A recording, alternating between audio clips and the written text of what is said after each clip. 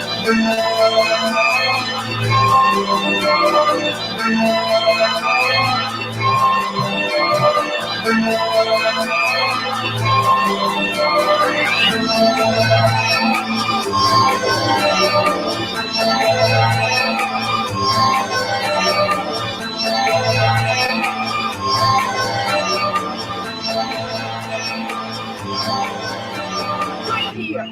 now, right here, right now, right here, right now, right here, right now, right here, right now, right here, right now, right here, right now, right here, right now.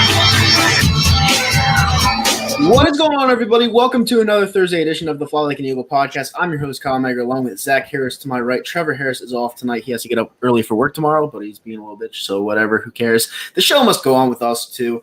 And you know what? We have a game on Sunday. It's not like it really matters because this team is hot garbage, but we still have a show to do, so we're here to entertain you guys and take your phone calls and your questions. We will post the phone number right at the bottom of the screen, and we'll post that up, keep that up there. But I have to get the number from Zach, obviously, because I don't know it memorized off the top of my head. But with that said, yes, we do have a game this Sunday night against the San Francisco 49ers. Doesn't matter who really plays, Nick Mullins or Jimmy G. Let's be honest here. Our team is really bad. It's trash. And the way Carson Wentz has played this season is not very good, but he is – I'm not going to say he's the least of the problems, but the problem is with this team in general is there's no talent out there. And for the simple mistakes that Carson Wentz can't do, he's doing. So I'm going to bring in my man, Zach Harris. His name is – we play to win the game. And, yeah, I mean, we'll play this week, but I don't think it's to win the game. So, Zach, how you doing, buddy? Living the dream. No bad days, like they like to say. Got my hat on forwards, trying to change the game up, because Colin Cowherd said, listen, can't run a company if you have your hat backwards. So I got my hat forwards, ready to represent our $1 company right here as we talk some Carson Wentz and Philadelphia Eagles. Yeah, you brought up a good point there because I saw that this afternoon with Carson Wentz wearing the hat forwards, which tells me one of two things. The media is getting to his head. And, as a franchise quarterback, that's the one thing I worried about him because he's getting paid all this money. And you're putting your hat forward means – and you look at his face. You look at his facial expression. Anyone that minored in psychology, all right, can tell that this guy, is literally sad and he's feeling pressure because he's wearing his hat forward and you saw the look on his face. He looked scared. He looked like he didn't know what to do. It looked like he's a little southern, like a little Midwestern boy that comes to Philadelphia, gets his ass handed to him, and he doesn't know how to regroup. That's what I see out of that picture, all right? Now, I don't want that to be the case because I love Carson. Well, I love anyone that plays for the Philadelphia Eagles, so I'm going to support Carson Wentz no matter what. But let's be honest here. He hasn't been what he's projected to be since 2017, and that's a big problem. And it's something I don't want to be right on. People are already talking about getting Trevor Lawrence, and I wish that would stop. But at the same time, you look at this team up and down the roster, and it's not really talented. We have too many injuries, and we're talking about giving Hightower a shot. And I don't know what to do. Buddy, I really don't know what to do. There was this one route in practice today where I think it was Hightower. He was going out of a route, and Carson Wentz waited for him to come out of his route to throw the ball, and that was a big concern to me because, if you're a franchise quarterback getting paid $100 million, you have to throw the ball before the receiver comes out of the route. You can't wait on it. That's like Pee Wee rules. You learn that shit before you enter the league, and I just don't know what to make of it. It concerns me. And I think it's going to be a bloodbath come Sunday night. But I want to get your thoughts and opinions on everything that's been going on. And hopefully we see something different, but I don't think so. All right. So one of the things I want to talk about is being here in New York, I have to cover the Bills, Jets, Giants. And one of the things I talked about with Josh Allen was his inability to throw guys open. And all they sit there and do is wait for the wide receiver to get open and use his cannon for an arm. You see this year, him throwing guys open. And I think with Carson Wentz, it's the fact that, and I know everybody's had the same situation, but the training camp cannot be understated. You have new guys. You have Carson Wentz, who I've talked about this before. He's a rhythm passer. He's kind of that guy that likes to be on the same page. He knows exactly where to throw the ball, exactly where you're going to be. The problem is you got guys that are still learning to play the position in the NFL, guys that he hasn't played much with, and it's showing. So when those easy passes do come, those quote-unquote layups, even though Doug Peterson doesn't believe there's anything as a layup, he's missing it. And for me, Carson, you need to make the plays that are available to you. Don't play hero ball. And I talked about this before. You have to manage the game better. I was listening to a Chris Sims podcast earlier, and he was talking about how he needs to manage the game better. And that's one of the things that I talked about. Make the plays when they need to be made. Like in that Rams game, they're driving down the field. They're down 5 points. You didn't need to make that play to J. Jaws or whatever you want to call him. Yep. The play was there to be made. It was a late throw. It was a late read. He had him open. The corner undercut it, came up with the interception. In the Washington Redskins game, the racial slurs, whatever you want to call them. Same thing. They're going down the field. He throws another boneheaded interception. And, in the last game, he throws it up to Zach Ertz. I don't even know what was going on that throw, if it was supposed to be a back shoulder fade or what was going on there, but he literally just threw a toss-up ball, and him and Zach Ertz, someone that he's always been on the same page with, they clearly weren't on the same page. I don't know if his psyche is off or whatever is off, but the fact is, he needs to get his confidence back, and whether he's going to make mistakes or not, I need him to throw with confidence, because when you don't throw with confidence, that's when you're going to have even more mistakes. That's when you're going to hold on to the ball too long. That's when you're going to get injured, to be honest with you. Yeah, you're supposed to throw it on the outside shoulder, and that's textbook. Everyone knows that. You learn that in Pee Wee football. And, when he throws it up, it doesn't matter how talented you are in the NFL, if you're a Cincinnati Bengal quarterback or not, a cornerback coming out of college, and you're basically a JV player when it comes to the NFL. It doesn't matter. Any cornerback in the NFL that sees a ball like a toss-up, they're going to grab it, and most of the time they're going to take it away from you. They're going to take your lunch. And throwing the ball, that just shows me a lack of confidence out of Carson Wentz. Like, it just shows me that he doesn't know what to do. He's reaching, he's pressing, like he's clearly listening to the media and the fans. They're getting to his head. Like I was telling my buddy before the game, I was telling him when he came out of the locker room, when he came onto the field, he usually runs out for warm-ups. And he was walking with his head kind of up high, but like not really. He looked really upset for whatever reason. And I took that in one of two ways. I was like, number one, he's really pissed off and he's going to have a field day. Or number two, he's going to play like a bitch and the city got to him. And if that's the case, you might as well cut cords right now because there's no coming back from that. And he showed me everything that was the nightmarish situation. He came out, he performed like a bitch. And, you looked like shit against one of the worst football teams in the league, and that's a big problem to me. And of course, it's crazy because this fan base is so bipolar. Because 2 weeks ago we were talking about this guy, potentially being back to his MVP form in the first quarter against the Washington football team, and all of a sudden you flip a complete 180, and everyone in the fan base hates him now. Even the huge Wentz stands, the big fanboys of Carson Wentz are like, you better play better because you're about to lose the last fans you have. And I actually saw that on Twitter, and I'm like, whoa, this is really, really bad. Because, if he does not play good on Sunday night, which I don't know if he will because there's just nothing there for him to throw at right now. There isn't. Like, you look at our roster, and there's just nothing there. Like, Goddard's out. You're talking about Hightower potentially being a number 2 this week.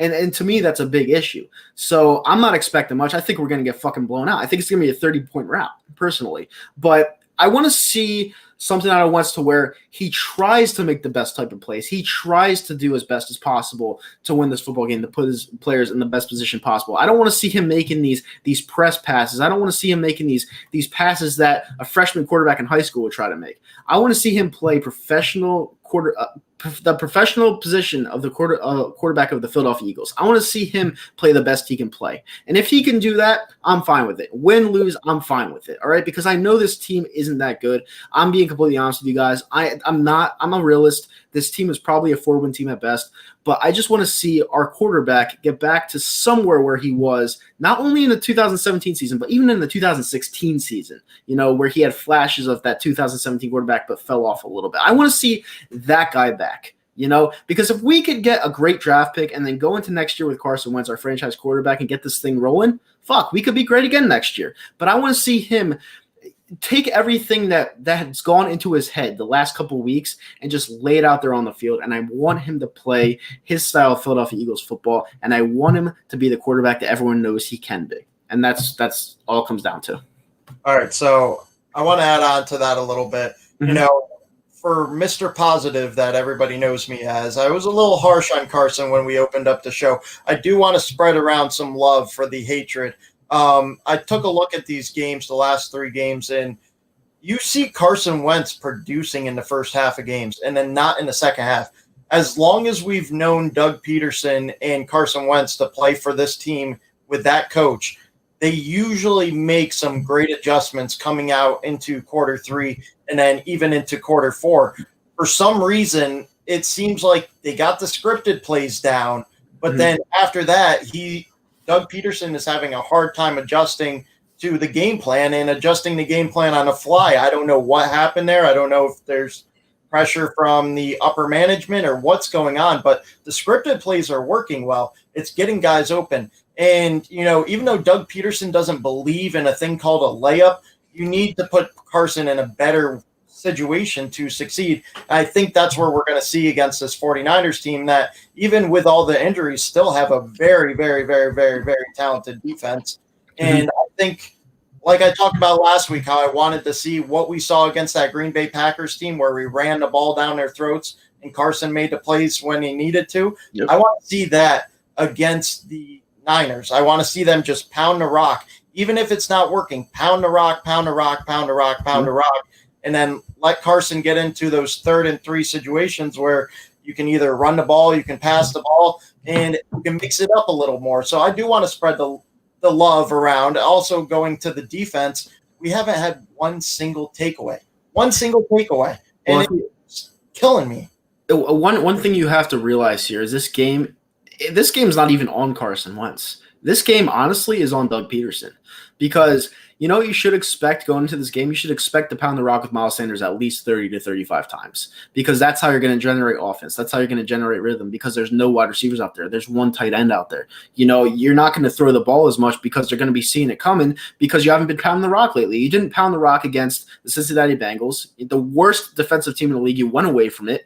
And on Sunday Night Football on national TV, if he gets exposed and he throws the ball 50 times with this pile of garbage on the field, I might call for his head this week. I'm not even going to lie to you because everyone knows, I know, you need to run the ball more than you throw it this week because there is nothing out there for Carson Wentz. And you need to drop these plays where Carson runs with the football and even put Jalen Hurts out there for some plays. You have to do something. You need to change it up. You need to become that Doug Peterson, the Super Bowl year, where he went for it on 4th down on the other side of the field. You need to become that coach that we all know you are, not what we think you are right now. And that is a loser bum. All right. I'm being completely honest with you because I'm getting sick and tired of this vanilla offense that everyone knows is coming, and you just need to change it up. And I'm going to be honest.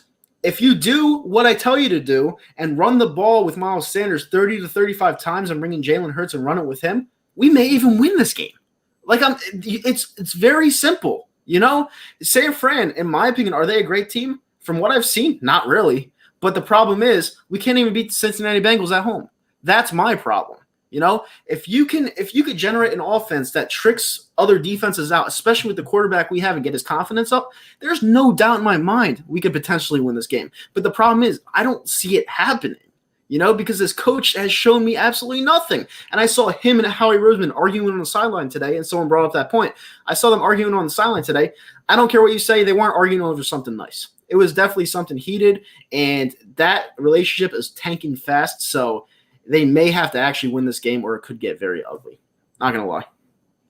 So another point that I wanted to bring up in 2020 vision actually reminded me on this point. If you take a look at those plays, if you actually watch the games, instead of trying to be a fan, try to be an analyst and try to actually watch the games and dig into them and take your fandom out of it, you can see wide receivers are not getting open. The pressure is getting to them.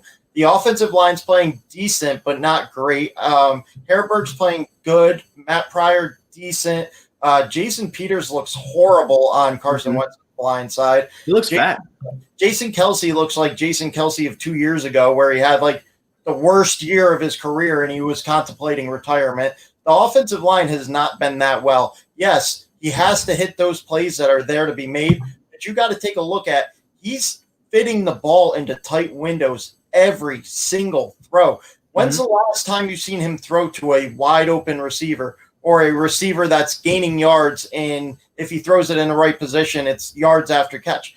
Those are hard to come by in this offense. I don't know if it's a Doug Peterson scheme, because I look at Kyle Shanahan, I look at Sean McVay, and then even an offensive coordinator like Josh McDaniels that are scheming their wide receivers open. They don't necessarily have a number one wide receiver or a number two wide receiver, but they have guys that they're able to scheme open on a consistent basis.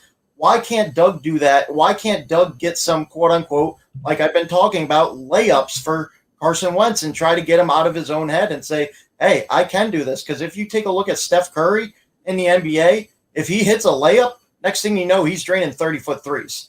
And that's kind of what we need from Carson Wentz. Give him a layup so he can hit 30-foot threes. Well, he expects way too much out of Carson Wentz. He expands the playbook for him because he thinks he could do everything when he can't. That's why he doesn't dumb down the playbook for him, because he knows and thinks that Carson Wentz could go back to his 2017 self where he can do it all by himself. And he can't. He can't. He's shown you absolutely nothing to where he can't do it by himself. He needs talent around him. And right now, you don't have any talent around you. So you're obviously going to have to make for what works with Carson Wentz. And if Doug doesn't realize that, he's got to get the hell out of here. Outside of Aaron Rodgers, what quarterback doesn't need weapons around them? You've seen Deshaun Watson lose his number one wide receiver. Do you see how much he's struggling? You see Minnesota Vikings, they lost their number one receiver. Yes, you could say Adam Thielen, but Stephon Diggs took a lot of pressure off Adam Thielen. Stephon Diggs is gone. You see how much he's struggling. You need talent to win this game. Chip Kelly had to learn that the hard way. Now we're learning it the hard way once again. I thought we understood talent wins in this league. Yeah, big time. We haven't had talent the last maybe a year and a half. Well, a year and more than half. We haven't had talent since week 2 of the 2019 NFL season. So, I mean, when you don't have talent, good coaching makes for the loss of bad talent. Look at Bill Belichick. He had Brady for years, and they've worked with who? They got that lacrosse player. What's his face? The wide receiver on the Patriots. Logan. Logan. Yep. Exactly. That's a coach right there. You work with what you don't have. You saw it with Tom Brady last year. Tom Brady at the end of the year had literally nothing to work with, and he looked horrible. Now he looks great on Tampa. So it obviously wasn't Tom Brady. Looking at some of these comments, we had a lot. We had to scroll past them. Everyone's pretty much on Doug. They're talking about Carson, and there's not many mentions of Howie Roseman, which brings me to my next point. I brought up a list of draft picks where Howie Roseman completely flopped on, and you would be absolutely shocked on how many players he's missed on. Like, it's borderline ridiculous. It's like you literally could blindfold Zach. He could throw a dart at a board, and he'd do the same job that Howie Roseman did the last 4 years. I mean, it's comical. It's absolutely comical. The 1 year where you expect to get one of the best, well, not best backs in the draft, but a serviceable back. One of the best serviceable backs drafts in 2000, which was 2017. You had Chris Carson, McCaffrey. You had a bunch of studs, especially fall into the late rounds, and you pick fucking Donnell Pumphrey out of everybody. It's those type of picks that kill you at the end.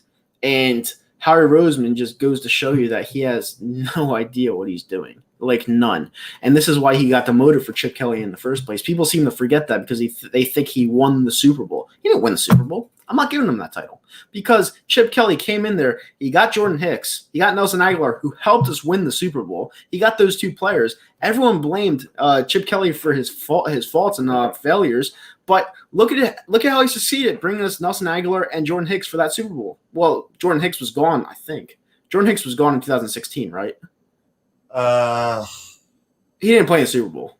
No, he didn't play in the Super Bowl. No, he didn't play in the Super Bowl. But he was gone before that. But he brought Jordan Hickson, who was succeeding with Arizona, and guess who cut him? Howie Roseman. So, I mean, like what the fuck? We don't have any linebackers here. We have Nate Gary, and it's about it. Literally it. So, and by the way, we got a $5 super chat. Would you fix the D, run game, or quarterback first? Defense. I would fix the defense because everyone's blaming Jim Schwartz, and he's just a scapegoat. Defense is a major problem right now because the pressure's not getting to the quarterback, and your linebacking core sucks, and your cornerbacks are suspect at best besides Slay. Jalen Mills is mouthing off on Twitter. It's a nightmare. It's a joke, to be honest with you. And Jim Schwartz honestly is going to get fired. I expect it, but he's definitely not to blame in my opinion. But it is what it is. Someone asks why is Nate Gary on the team? I don't know. I really don't know. I feel like you could put I'm going to say this again. You could put Zach out there. I think he could do it as good of a job as Nate Gary's doing. I'm not even going to lie to you. That's pretty bad because I'm pretty out of shape. If I'm running up the stairs, I ain't making it very far.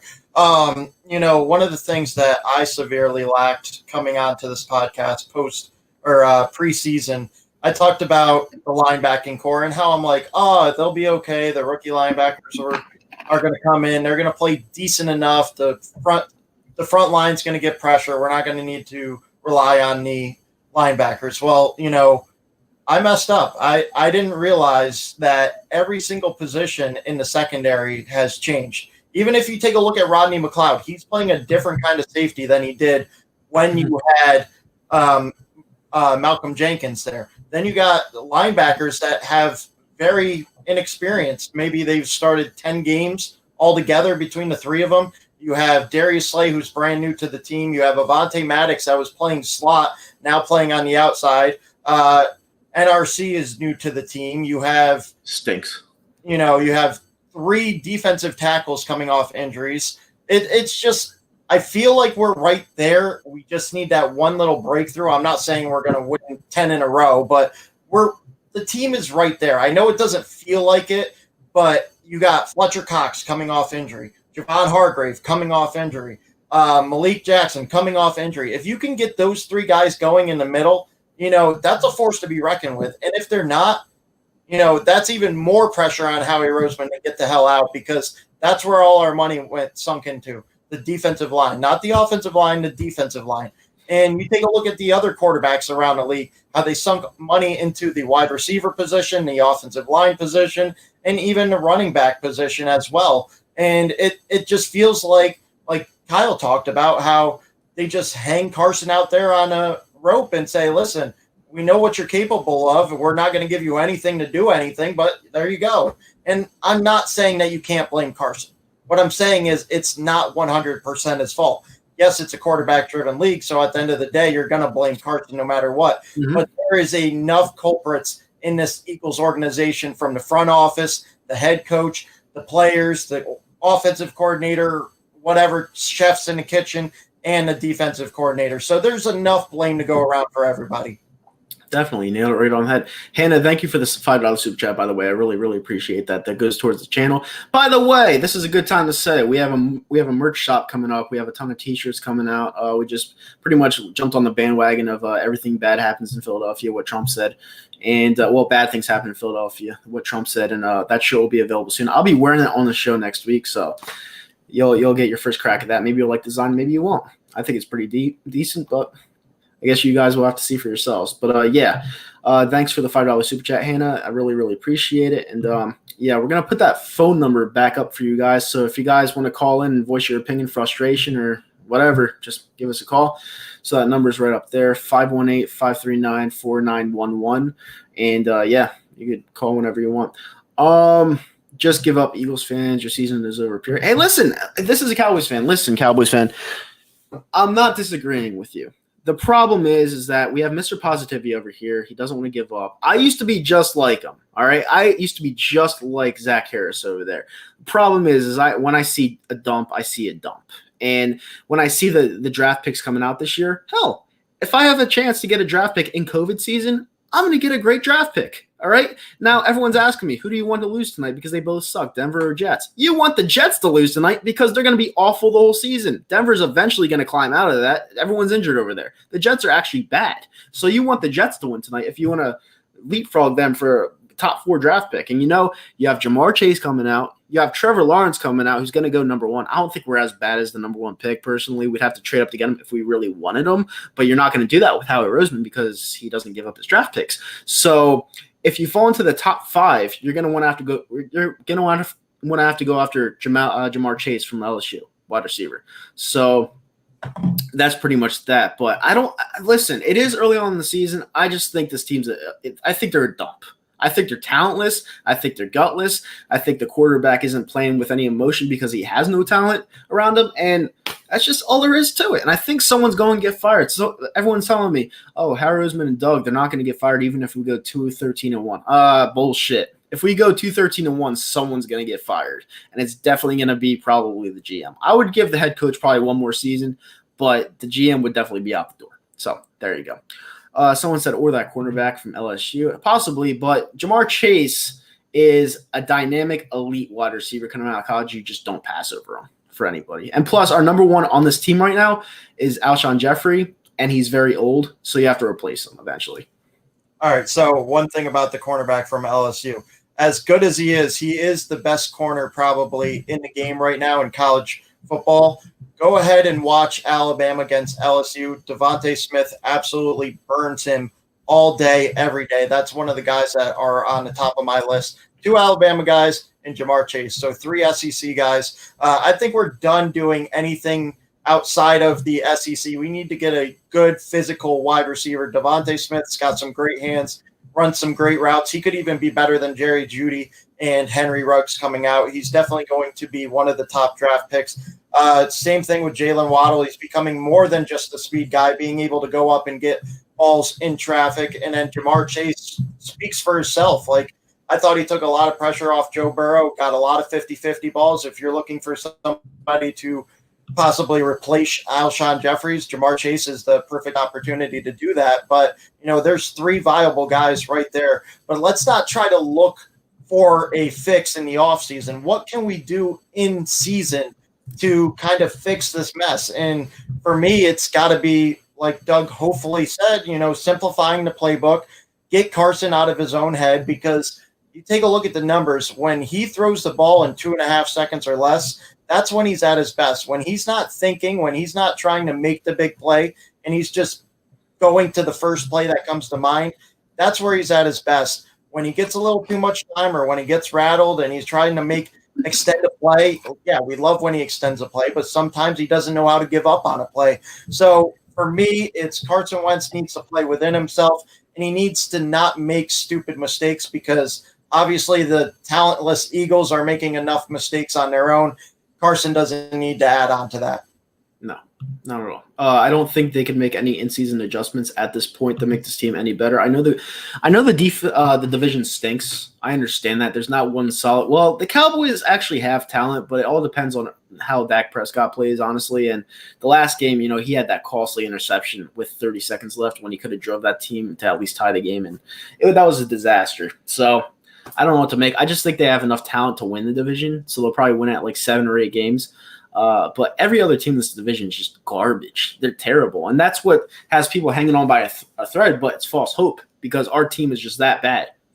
I fully expect us to finish behind the Washington football team, but I don't see us finishing below the Giants, because the Giants are just a miserable football team. They're really bad. They lost their only talented player in Saquon Barkley. Sterling Shepard's getting double teamed. Slayton isn't what everyone thought he was. Evan Ingram drops the ball. He fumbles the ball. Daniel Jones is a fumbling machine. He's a turnover machine. I mean, that team's in disarray. They're probably going to win one football game this year, so they'll probably get the top pick. I don't know. I really don't know. This is a tough one for me, because me being an Eagles fan, this is honestly the first season I've been watching in my lifetime where I literally have no hope for this season. And even if we win on Sunday, I don't know if it will turn around. And it's weird to me. Like, I just don't see how we can add as much talent that we need to compete in this league. I don't see it, Zach. Maybe take me away from jumping off the bridge here, but I don't see it. So for me, it's like, it's 2020. We have COVID.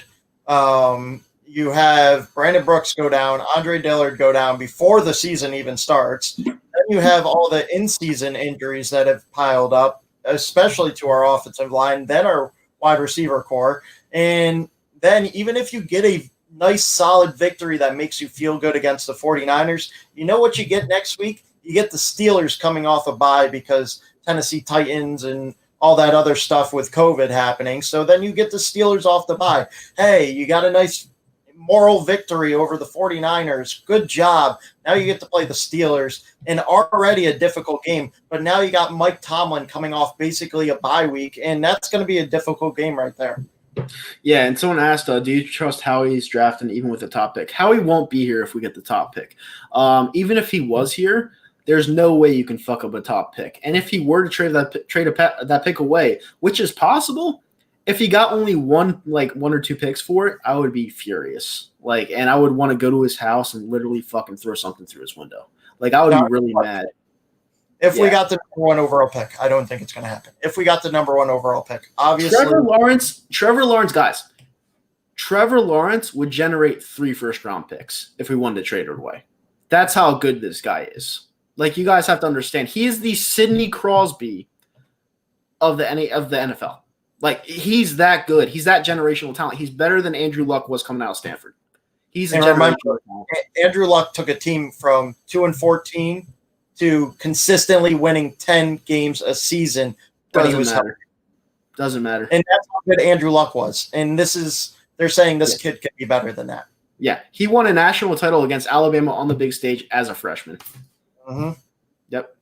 And he made it look very easy. And he just lost, granted, to the best offense of all time in LSU last year, but they were ahead in that game by 14 points at one point. And I just remember watching that game. And that was his first loss as a college football player. His first loss.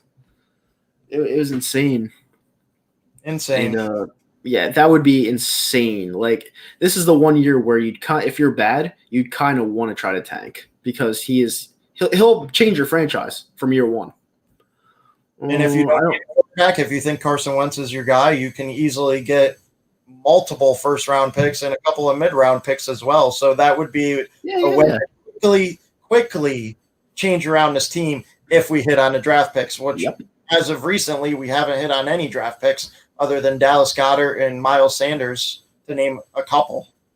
Exactly. I mean, if you trade it away, you get 3 first-round picks. I can't believe we're talking about the draft right now. But if you get 3 first-round picks and trade for Trevor Lawrence, if you get 3 first-round picks and you keep Carson Wentz, that could be dynamic. Especially if Carson Wentz goes back to anything like he was in 2017.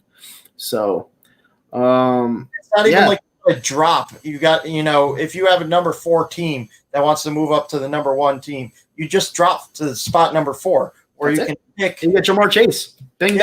Pick a top wide receiver or top offensive lineman, or probably not a top linebacker because we'll never value that position like we should. But that's another story for another day.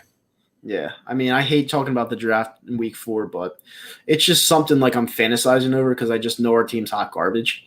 And I've never felt like this. Positivity. You want to hear Mr. Positivity? Yeah. I was checking the NFL, ESPN, FPI rankings, and it has the Eagles at a 7% chance to make the playoffs. 7%, and I think there were 2 more teams added this year. So 7% chance at that rate, that's bad, dude. At this point, it's you might as well just sit Carson Wentz and play our third stringer. I get the feeling Carson is uncoachable. He brings up a good point. He doesn't have respect for Doug that he had for Frank Cook. I don't think that point is on par. I feel like the fact that Doug may not be able to coach him. If you see in 2017, you saw a lot of plays where a lot of players are wide open down the field, and he made every single play his bitch. He ran with it. He found the wide open man. I don't think that was as much Doug as it was Carson Wentz. I feel like Carson Wentz made everything happen in 2017.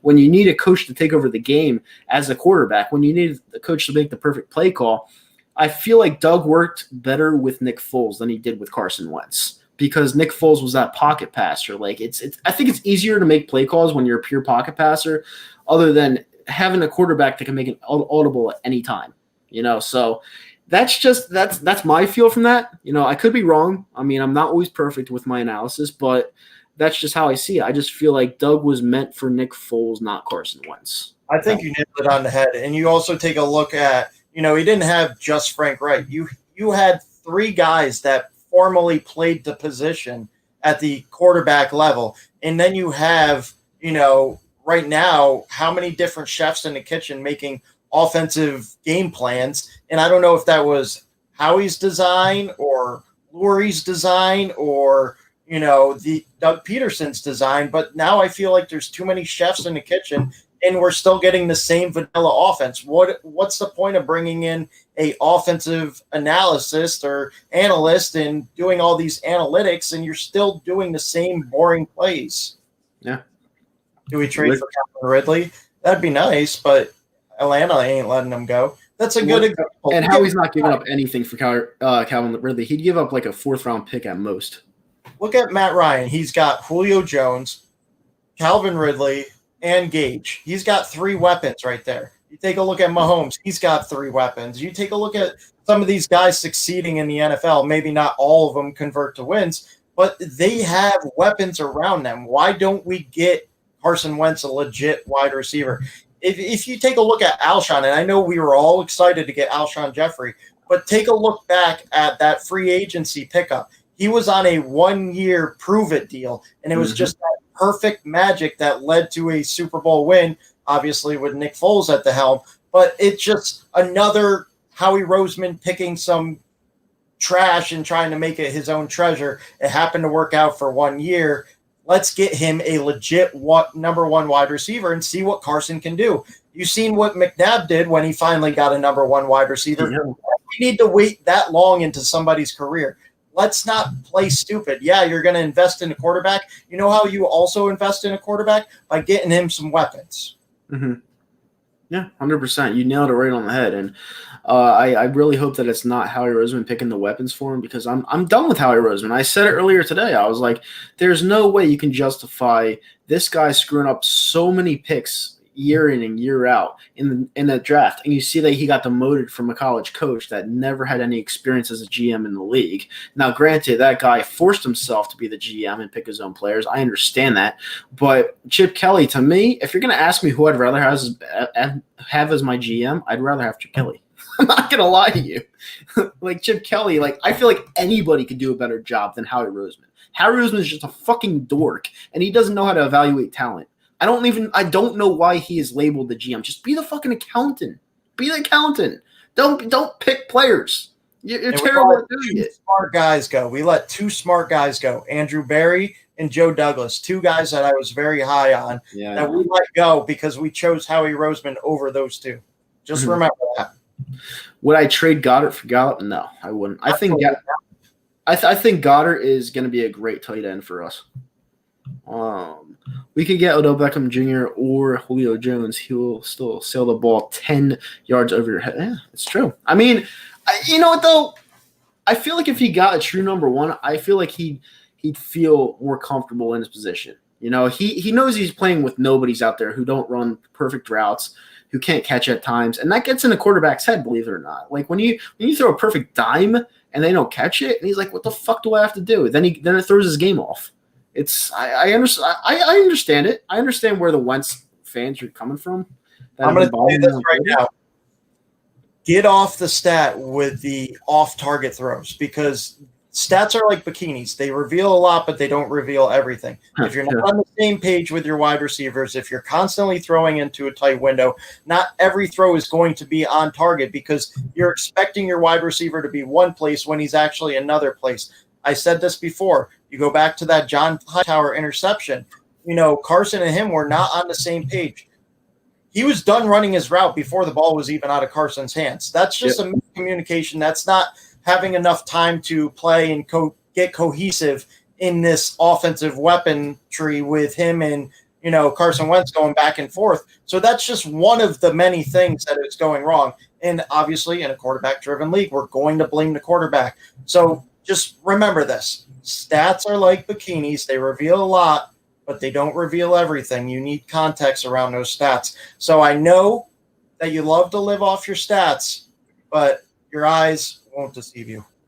I'll get back to that stat comment in a little bit because I have a lot to say about that since I've been criticized about it over the years. Eric Benamy, they're talking about the offensive coordinator in the chat from the Chiefs.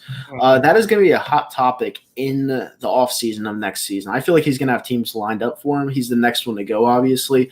I wouldn't replace – I mean, I just don't feel like Doug Peterson is going to get fired. You know, I feel like he has at least one more year. I don't think he's on the hot seat yet, you know, so I feel like that'll be out the door, and I don't think he'd be the first option anyway. I feel like we'd go with some loser from like Denver or something like that. So, I mean, it's just how it is. If you're looking to promote Dude Staley or something. If you're looking to bring in an offensive coordinator, guy high on Andy Reid's list is a former Philadelphia Eagles quarterback, Mike Kafka, who has been coming up the ranks in Kansas City. If you're looking for an offensive coordinator, the OC for Kansas City isn't going to leave unless it's for a head coaching job, because him and Andy Reid are a perfect match right now, and they got everything going. Yeah. Going back to the stat comment, for years I was criticized for not taking Carson Wentz's stats with a grain of salt.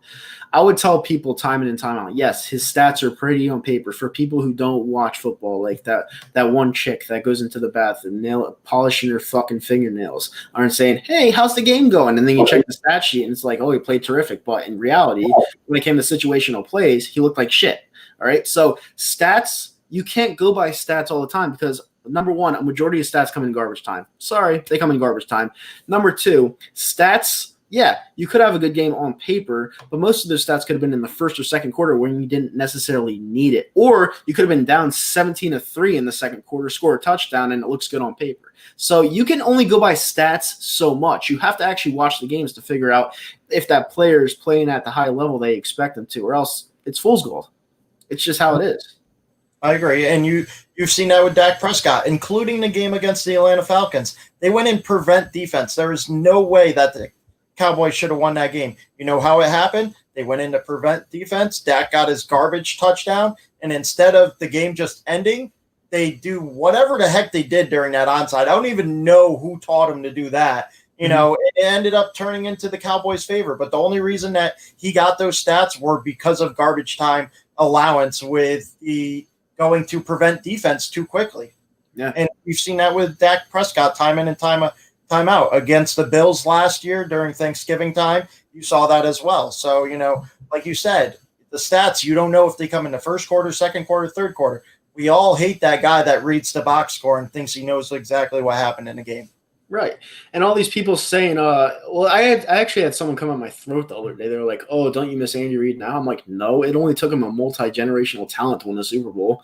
It's like you have probably one of the best quarterbacks of all time already, and it needed him 20 years to win his first title. No, I don't want Andy Reid back. I don't, and it doesn't matter. I don't feel like Andy Reid would do a better job than Doug's doing. I just don't. I don't. Doug won us the title before Andy Reid won his title. So that's just the facts and the pudding. So eat it. I will tell you this, Doug. You need to learn from Andy Reid on how to use your generational talent running back, get him in the passing game, throw him at a slot receiver. You don't necessarily have to have him coming out of the backfield. Just get him the ball, because he's talented when he has the ball in his hands. So just get him the ball however you can get the ball. 2020 Vision's bringing the fire tonight. He said, do you know what else is fool's gold? The last 4 wins of the season last year. Well, yeah, I know that. People like Zach and Zomp don't know that, but I know that. I mean, I was at the playoff game last year, and Carson Wentz was 1 for 4 for 26 yards before he got hurt and went to the locker room, had a headache, went to the locker room, and that was the game. I honestly, I was sitting next to Zomp at the link, and I was like, I actually think Josh McCown, based off what I've seen from Wentz in this game, I actually think Josh McCown could actually have a better shot on winning this game. And wouldn't that be funny if he actually won us the game? People were calling for Josh McCown over Wentz. Like, it's crazy. You know, Wentz was playing horrible that game, and people were like, oh, if Wentz was still in the game, we would have won. I don't think we would have won. Are you kidding me? He was playing horrible.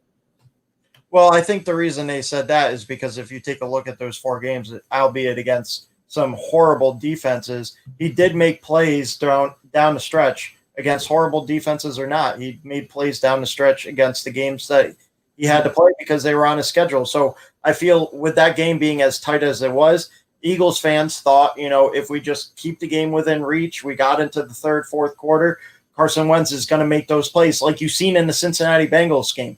What pisses me off the most about that game is the fact that Carson was rolling towards the end of the fourth quarter, and even in overtime, he put him in field goal range twice. And for some reason, Doug pulled back off the trigger for whatever reason. And as you know, tried to settle for a 59-yard field goal that would have turned into a 64-yard field goal before ultimately deciding to punt. So that's what pisses me off, because Doug could have put so much confidence back into this team just by granting his team the opportunity to go for it on 4th and 12 or try the 64-yarder, because Jake Elliott, we've seen him. If he tries his hardest, that little leprechaun's going to kick the crap out of the ball and try to get it in. And he said that for himself too. He has. Sharky's girl said, ex-players make the best GMs. Yes, they do. Look at John Lynch out there in San Fran. He's absolutely slicing and dicing it out there. I'll go to another sport. Billy Beane, Moneyball, GM, Moneyball. He took a team with a $40,000 payroll. No, $40 million payroll. That would have been pretty bad, $40,000.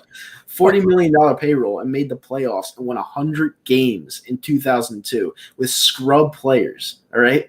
So, yes, ex-players make the best GMs. I 100% agree with that. I don't know why this dork is still on our team. It just doesn't make any sense to me. Like, does he have a bribe against Jeffrey Lurie? I don't understand it. Like, does winning a Super Bowl and having the title of the GM while you won that Super Bowl get you 10 more years in the city of Philadelphia, even if you suck at your job? I just don't understand it. Like, if I did the same exact job that Howie Roseman was doing, I would have got fired yesterday. You know what I'm saying? I don't know why this guy's still here. And him arguing on the sideline with Doug Peterson just tells you everything. It's like one of them or both of them have to go. Because if you're arguing with somebody and your team's sucking in the process, it's not a good look. Not a good look. So they have to either figure it out, win some football games, which they're not going to, or they got to can somebody. So it looks like someone's going to get canned. Somebody has to get canned if we continue to go down this road. You know, one thing that heals everything is wins, but right now it doesn't look like we're going to get very many. And I've told you guys this before. You know, if your franchise quarterback can't get you 4 wins, no matter how horrible the team may be, then they're not your franchise quarterback. No, they're not. I mean, you said last week it's a quarterback-driven league. It's quarterback-driven league, of course. Yeah. If that guy, no matter what you have on the field, can't get you at least 4 wins, he ain't your guy. He's just not.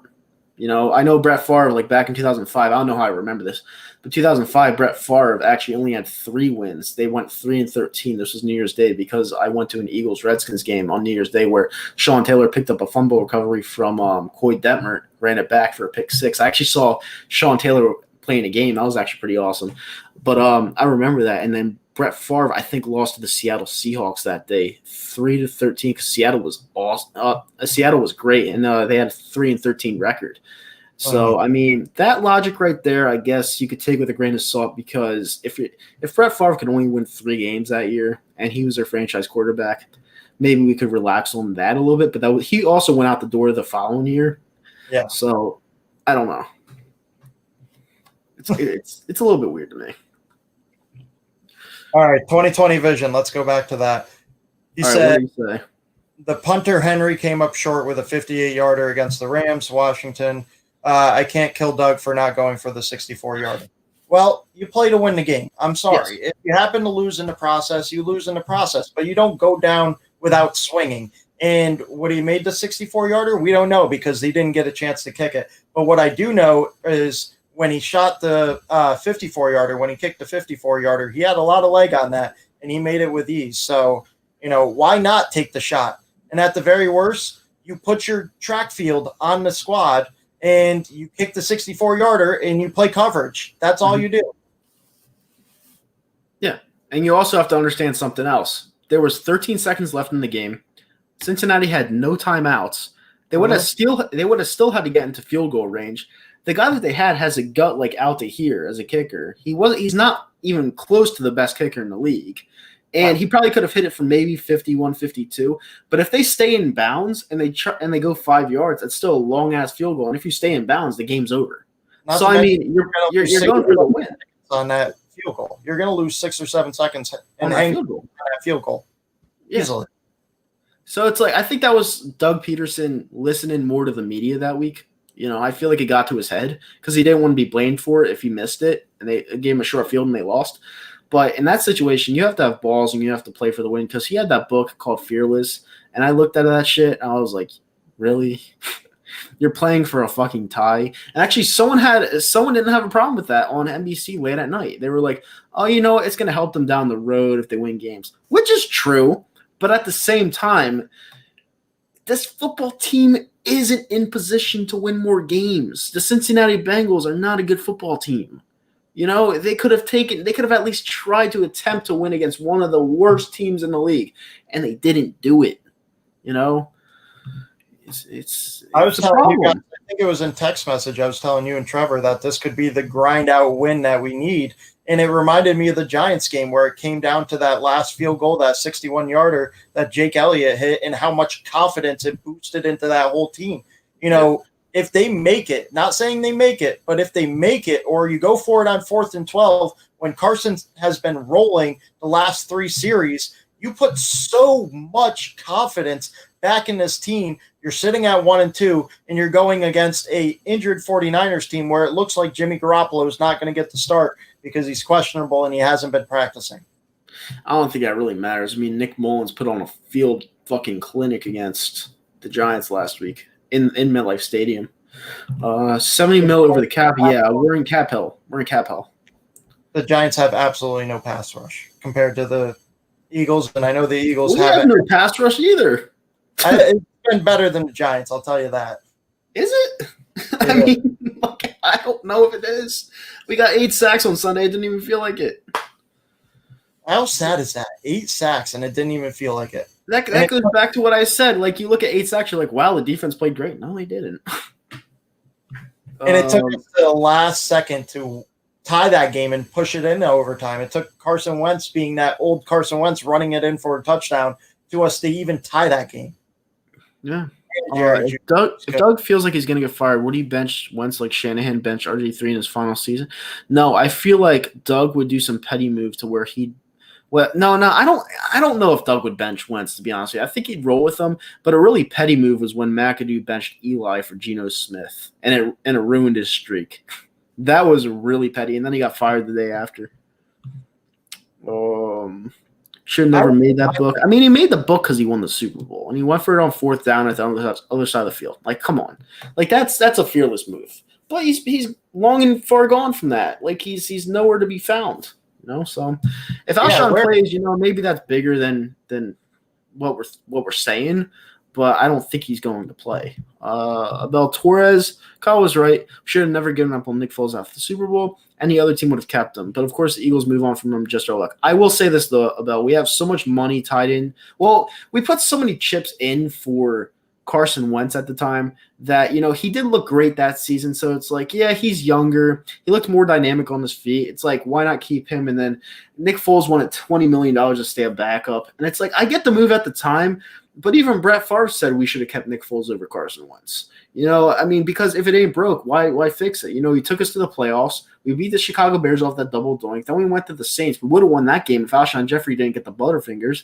So, I mean, yeah, it was tough. It's a tough decision. And now you're seeing Nick Foles doing what he does best in Chicago, and it's tough to look at. I got to admit. I'll remind you, because a lot of you don't remember, Nick Foles started the first 2 games of that season. In that game against Tampa Bay where they got blown out, the score doesn't indicate on how badly they were blown out because Nick Foles had some garbage time points and yards. But Eagle fans were clamoring for Carson Wentz to come back early because he wasn't supposed to come back until week 3, week 4, maybe even week 5. And, you know, Dougie P gave into the fandoms and said, you know what, Nick Foles, you're benched. I'm going to put in Carson to try to get us rolling. So I want people to remember that. And that's a problem. And you know what? I'm going to go back to what Zach said. I don't think Nick Foles actually played a terrible game in that second game. I think he played a terrible game in the first game, not the second game. You have to understand something. It was 110 degrees on that field in Tampa Bay. All right. And he threw an absolute dime to the back of the corner of the end zone to Nelson Aguilar on 4th down, which tied the game up. But our defense let it right back up, and Tampa Bay came right back down the field and scored, and then we couldn't really do anything from that point forward. But Nick Foles did his job. He tied the game like he always does because he's the man, and we got rid of him because that's what we do. We get rid of winners. It's how it happens in the city of Philadelphia. Move on and stop living in the Fed. I hate to break it to you, Goldie. I hate to break it to you. Every single time there's something negative going on with this team, Foles is always going to be brought up. Always. You want to know why? Number 1, there's a statue right outside the link. All right? That's number 1. Number 2, he won us our only title, and he's still playing in the league, not on this team. All right? That is a problem. When someone wins you a trophy and they're on another team, it's like, why? So he's always going to be brought up. Always. And especially, wait, hold on. And especially when he leads the Chicago Bears from I think it was a 16-point deficit on the road, coming in for Mitchell Trubisky, who absolutely stinks, coming in for Mitchell Trubisky, I think it was in the third quarter, and leads them back. And guess what? I almost placed a live bet on it. It was at plus 750, and I thought that was easy money because Nick Foles always comes back because he wins. No matter how dorky he looks, no matter how boring he is, no matter how stupid he looks throwing the ball, no matter how much of a comparison he is to Napoleon Dynamite, the guy fucking wins football games. And I don't understand why people don't like that. And he's always going to be brought up because he won us the Super Bowl. And thirdly, he always gets brought up because I don't know if you guys know this, how news works and how sports world works is that whatever gets the needle moving is what's being talked about. So if you fans are reacting to the Nick Foles talking, there's going to be more Nick Foles talking because it moves the needle, because fans don't want to hear it or do want to hear it. So then it just continues to get played out and drawn out. I don't like the fact that we went from it's okay to criticize Wentz to let's put Jalen Hurts in. You can't make that kind of leap. I know Carson Wentz is playing bad, but right now he's our franchise quarterback until proven otherwise, and we need to stand behind him and hope that he can turn around and make up for some of the deficiencies in this team at least this year, and then hopefully we can retool in the next year. I know we're $70 million over the cap, but that stuff can be changed. That stuff can easily be changed. And that is why we don't win. We are losers that live in yesterday's year about the girlfriend we used to have. No, the reason why we don't win is because the guy that's here now can't get it done. That's why we don't win. He had every opportunity to shut everyone up and say what Nick Foles did, he could have done better. He hasn't. It's just that simple. He hasn't. He has not lived up to anywhere close that he was in 2017. And to me, I think he's a head case. Like, from what I've seen, I think he's a fucking head case. He can't get out of his own head. He's clearly bothered. Look, he was talking to the media today. He had his hat on backwards. Last week. Colin Cowherd, out of all people, brings it up that he looked like a schmuck, and his hat was forward this week. Are you telling me that this guy is the $100 million guy you paid? It would scare the shit out of me if I paid that much money to my franchise quarterback and it looked like he was a head case like that. And that's exactly what he's showing, in my opinion. So, just my thoughts. Yep. I mean, it's that simple. It's that simple. Carson is a guy, let's get behind him. We've been trying to get behind him. He's not playing good. He's not playing good. Ever since Wentz got pussy, he's been trying. Yeah, I mean, you have a case. You have a case. I mean, I can't argue with facts. You have a case. He's been terrible. And, it's something that, I hate to be right about, but ever since he got fucking injured, especially with the back injury that took him out of the Cowboys goal, he didn't get taken out of the Cowboys game. He got sat against the Rams because he had a back issue or whatever. Like, it was like a spinal fracture or whatever, like a little one. And he didn't want to play through the pain because, obviously he wanted to quit. I just had a big problem with it, and then we paid him that contract. It was a stupid contract. We got Jalen Hurts out of all fucking people, and it's been horrible ever since. So, I don't know. And yes, I am bashing Jalen Hurts. I know he's a Philadelphia Eagle. Zach, he's not a good football player. He's a good college player. Maybe a good college player, not a great college player. He's like a Tim Tebow, a little bit worse. Colin Cap, don't give Doug a pass night. I don't want to. He did win a Super Bowl though. Like, everyone says, how do you give Doug a pass but not Carson Wentz a pass? Believe it or not, I mean, I don't know if you watched the game. He didn't play.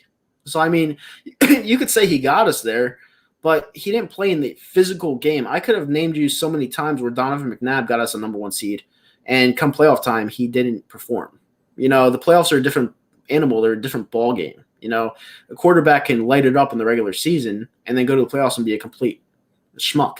So, I mean, that's why I give so much praise to Dougie and Nick Foles, because they got the job done. It's common sense. Zach knows that. Mm-hmm. I agree. Yeah, and people don't see that. When should have taken a discount? And that's a sad part. People think that is a discount. what the contract we gave him. And I just look at the guaranteed number. I'm like, you think that's a discount? Like, seriously? It's just – and he says, bro, I'm just a Wentz hater. No, maybe I am now because the guy just stinks. The guy is terrible, Big D. I know you're on his nuts. I know you're YouTube out there. I'm going to shout you out right now, Big D. You are the biggest Wentz nut hugger out there. You are the Wentzian society out there. He can never do no wrong, and you're just going to keep doing you. You don't appreciate anything Nick Foles did, and that's it. I'm going to shout you out, though, because you do want some subscribers. So go sub up Big D. He's a YouTube video maker, content creator, big Wentz nut hugger. There you go. Are we allowed to go slurp up Big D? Yeah, go slurp up Big D. I'm not allowed to say that. If we lose and Nick Mullins just drain the swamp, yeah, I mean, it's just it can be rough. It can be rough. Carson has turned his hat forward. Are you kidding me? Did he listen to Cowherd? Yeah, he apparently did, because he always wears his hat backwards. Always wears his hat backwards. Let me see something. And not just Cowherd, because you know how much reaction he got from the fans. So obviously it blew up on social media because of Cowherd, but maybe he didn't listen to Cowherd specifically, but everything that evolved around it. Even Colin Cowherd came on the very next day and reiterated his hat backwards theory. So, it got enough national attention, at least in, the region, that he brought it up again on national radio. So, yeah, once, paid attention. We're in the middle of COVID. What do you do besides sit on your phone? You can't really go to the bar much. You can't go to the gym much. You can't go anywhere.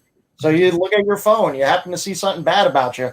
Okay, so we are an hour into the show. This was a really quick show.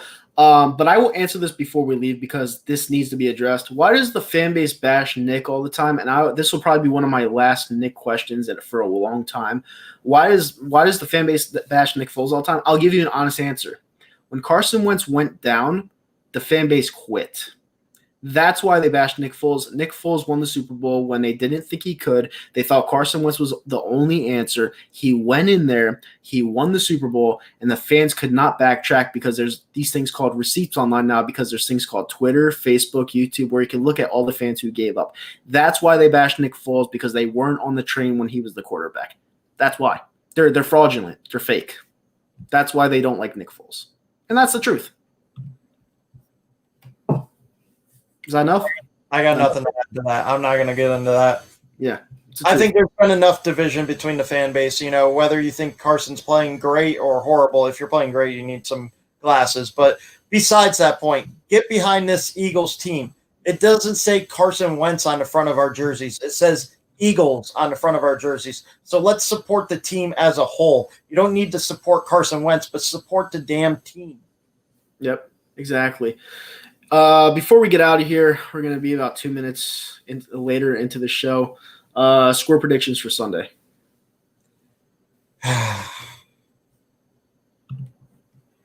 Oh, man. I so badly want to give us a win just for the simple fact because we need a bounce-back game, and I know this is going to be one of the hardest bounce-back games, especially after the last 3 weeks. I'm going to go 24-21 San Francisco. Okay. Based off what I saw, okay, so I think they're going to run the ball a little bit more. But based off what I've seen on the weeks leading up to this, they don't want to get killed on Sunday Night Football. The spread is 7. It hasn't really moved. From what I've seen leading up to this, I think they cover the point spread. I think they lose 28 to 24. I think it's San Fran wins 28-24. I think it's going to be a close matchup because both these teams are going to rely on the run. Hopefully the Eagles rely on the run and, take the ball out of their quarterback's hands, whether it's Nick Mullins or Jimmy Garoppolo, although George Kittle is expected to play. Yeah, exactly. And Dallas Cowboys fan actually checks in. San Fran has lost many of their best players, Eagles by 3. Have you watched us? Everyone's gone. Everyone's gone. All right, with that being said, I'm Kyle Mager. That's Zach Harris. Hopefully you guys enjoyed this broadcast of the Fly Like an Eagles podcast. Check us out on Spotify, iTunes, Google Play, Google Plus, iHeartRadio, Facebook, YouTube, Twitter, Twitch, Thank you guys so much for tuning in. We will be back on Sunday. I don't know what time yet because I'm going to do it after the game. But I don't know what the other guys' schedules are, so I couldn't really. I work very early on Monday morning, so unfortunately I won't be able to make it. Okay. Well, I'll put my little video up Monday after work, though. All right. Well, we will miss you on Sunday, but yeah. Anything else you got to say? Stay happy, stay healthy. Wear your hat forward, guys. You're representing your company. All right.